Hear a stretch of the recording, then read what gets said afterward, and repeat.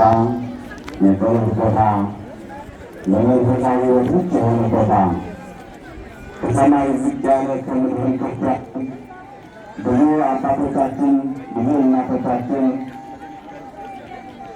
እዚህ መጥተው ጸሎት አድርገው እምነታቸውን አፍስሰው እንቆቅልሽ ያልተፈታላቸው የነበሩ ምዕመናን እንቆቅልሻቸው የተፈታላቸው በጣም ታላቅ የበረከት ቦታ እንደመሆኑ መጠን ትናንትና የነበራችሁ ምናልባት አይታችሁታል።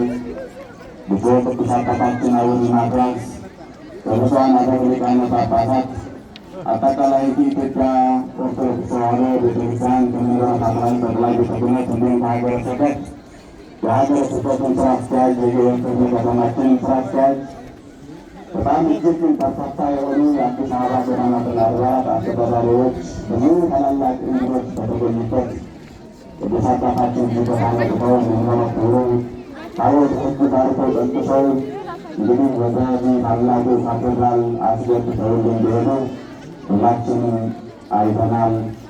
ያልነበርን ደግሞ ሰምተናል ማለት ነውና እንግዲህ ትናንትና ቅዱስ አባታችን ባርከው አስገብተው እንዲሄዱ ብዙ አባታችን በመገጠረት አባት በጎ አባት ዛሬ በመካከላችን ትናንትና ከቅዱስ አባታችን ጋር ነበሩ።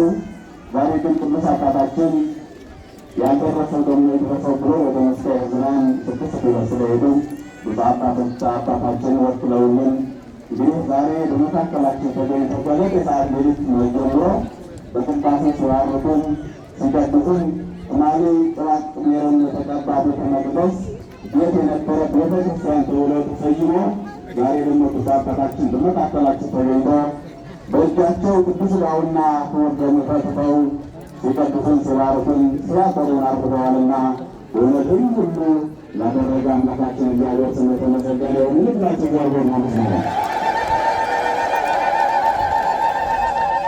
ይህንን ተቸውን ሰለች ሳይሉ ብፁዕ አባታችንን ብፁዕ አቡነ አብርሃምን በእውነት እጅግ አድርጋችሁ እንድታመሰግኑ አመሰግናለሁ። በጣም እግዚአብሔር ይስጥልን። እንግዲህ መርሐ ግብራችን በእውነት ከትናንትና ጀምሮ በጣም እጅግ ባማረ በጣም ተቃውሞ ታውቁታላችሁ። ነገር ግን ድካማችን ወደ ደስታ ተቀይሮ ድካሙና ደስታውን እንግዲህ ድካሙን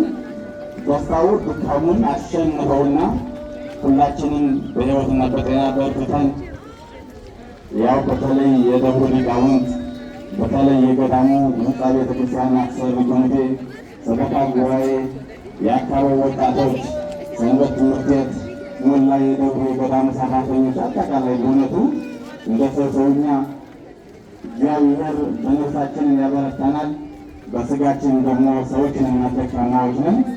ነገር ግን መድኃኔዓለም ኢየሱስ ክርስቶስ በቤታችን ውስጥ እየቀደመ ጉልበት እየሆነ